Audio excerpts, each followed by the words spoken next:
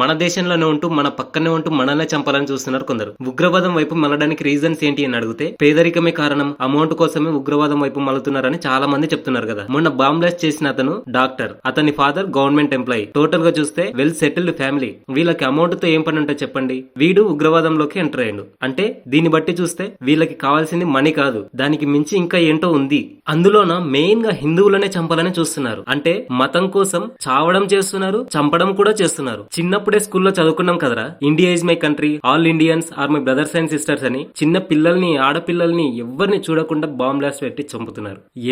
ఎన్ని దాడులు. ఎందుకు అమాయకమైన జనాల్ని చంపడం? దేనికోసం? మనుషుల కంటే మతం గొప్పదా? ఈ బాంబ్ బ్లాస్ట్ వలన ఎన్నో కుటుంబాలు రోడ్డుపై పడుతున్నాయి. మన దేశంలోనే ఉంటూ ఇంకో దేశం కోసం పనిచేయడం దేనికోసం? ఎవరి కోసం? ఒక్కసారి పాస్ లో జరిగిన బాంబ్ బ్లాస్ట్ లను అబ్జర్వ్ చేస్తే మాక్సిమం బాంబ్ బ్లాస్ట్లు అన్ని ఈవినింగ్ జరిగాయి. దానికి మెయిన్ రీజన్ ఏంటి అంటే ప్రజల్లో భయాన్ని సృష్టించాలి, ప్రభుత్వానికి నెగిటివ్ నేమ్ రావాలి, మీడియాని, ప్రపంచ దృష్టిని ఆకర్షించాలి. ఇవన్నీ జరగాలంటే చాలా ఎక్కువ మంది చనిపోవాలి. అప్పుడైతే గానీ ఈ న్యూస్ వైరల్ అవుతుంది కదా. దానికోసం సాయంత్రం 6 గంటల నుంచి 7 గంటల లోపు బాంబులు పేల్చాలని వీళ్ళు డిసైడ్ అవుతారు. ఈ టైంలో ఉద్యోగులు, స్కూల్ పిల్లలు, కాలేజ్ పిల్లలు, ట్యూషన్ పిల్లలు అందరు ఇంటికి వెళ్తారు కదా. ఫుల్ ట్రాఫిక్ ఉంటది. ట్రాఫిక్ ఎక్కువగా ఉండడం వల్ల ట్రాఫిక్ పోలీసులు కూడా వెహికల్స్ ని ఎక్కువగా చెక్ చేయరన్నమాట. చీకటి పడే కొద్దీ సీసీ కెమెరాలో రికార్డు కూడా క్లారిటీగా రికార్డ్ అవ్వదు. సో వీటన్నిటిని బేస్ చేసుకుని సాయంత్రం 6 నుంచి 7 గంటల మధ్యలో బాంబ్ బ్లాస్ట్ చేయాలని వీళ్ళు డిసైడ్ అవుతారు. పాస్ట్ లో జరిగిన బాంబ్ బ్లాస్ట్లు అన్ని కూడా 6 గంటల నుంచి 7 గంటల మధ్యలో జరిగినవే. ఒకసారి ఈ లిస్ట్ చూడండి, మీకే అర్థమవుతుంది.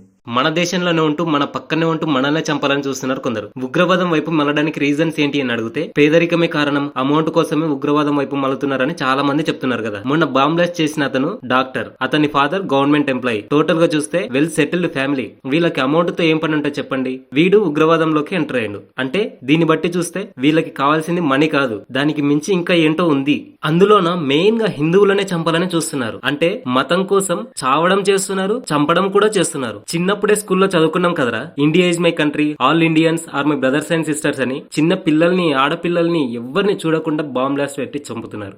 ఎన్ని దాడులు. ఎందుకు అమాయకమైన జనాల్ని చంపడం? దేనికోసం? మనుషుల కంటే మతం గొప్పదా? ఈ బాంబ్ బ్లాస్ట్ వలన ఎన్నో కుటుంబాలు రోడ్డుపై పడుతున్నాయి. మన దేశంలోనే ఉంటూ ఇంకో దేశం కోసం పనిచేయడం దేనికోసం? ఎవరి కోసం? ఒక్కసారి పాస్ లో జరిగిన బాంబ్ బ్లాస్ట్ లను అబ్జర్వ్ చేస్తే మాక్సిమం బాంబ్ బ్లాస్ట్లు అన్ని ఈవినింగ్ జరిగాయి. దానికి మెయిన్ రీజన్ ఏంటి అంటే ప్రజల్లో భయాన్ని సృష్టించాలి, ప్రభుత్వానికి నెగిటివ్ నేమ్ రావాలి, మీడియాని, ప్రపంచ దృష్టిని ఆకర్షించాలి. ఇవన్నీ జరగాలంటే చాలా ఎక్కువ మంది చనిపోవాలి. అప్పుడైతే గానీ ఈ న్యూస్ వైరల్ అవుతుంది కదా. దానికోసం సాయంత్రం 6 గంటల నుంచి 7 గంటల లోపు బాంబులు పేల్చాలని వీళ్ళు డిసైడ్ అవుతారు. ఈ టైంలో ఉద్యోగులు, స్కూల్ పిల్లలు, కాలేజ్ పిల్లలు, ట్యూషన్ పిల్లలు అందరు ఇంటికి వెళ్తారు కదా. ఫుల్ ట్రాఫిక్ ఉంటది. ట్రాఫిక్ ఎక్కువగా ఉండడం వల్ల ట్రాఫిక్ పోలీసులు కూడా వెహికల్స్ ని ఎక్కువగా చెక్ చేయరన్నమాట. చీకటి పడే కొద్దీ సీసీ కెమెరాలో రికార్డు కూడా క్లారిటీగా రికార్డ్ అవ్వదు. సో వీటన్నిటిని